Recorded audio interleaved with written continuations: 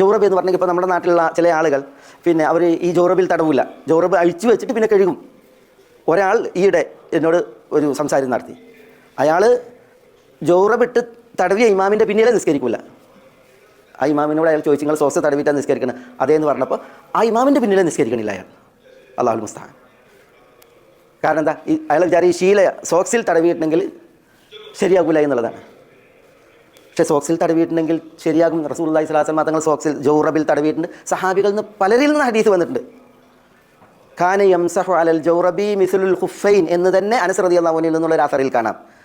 ഖുഫൈൽ തടവുന്നത് പോലെ ജൗറബിലും തടവിയിരുന്നു എന്നാണ്. അത് അനസിൽ നിന്ന് മാത്രമല്ല ഹദീസ്.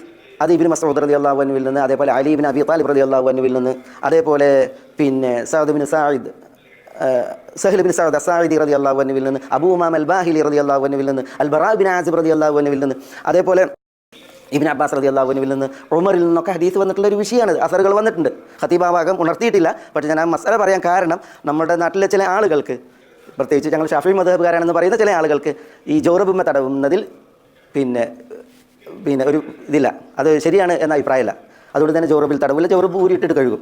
ചിലർ തീവ്രമായിട്ട് എന്ത് ചെയ്യും, ജൗറബിട്ട് ഇമാമിൻ്റെ പിന്നിൽ വരെ നിസ്കരിക്കില്ല, മാറി നിൽക്കുക. അതിന് ഒരാളാണ് എന്നോട് സംസാരിച്ചത് ഈ വിഷയത്തിൽ കഴിഞ്ഞ ആഴ്ച. അപ്പോൾ അത് ശരിയുടെ പക്ഷമല്ല. ഖതീബ് ഇവിടെ ഉണർത്തിയതുപോലെ ജൗറബിന്മേൽ നമുക്ക് തടവാം.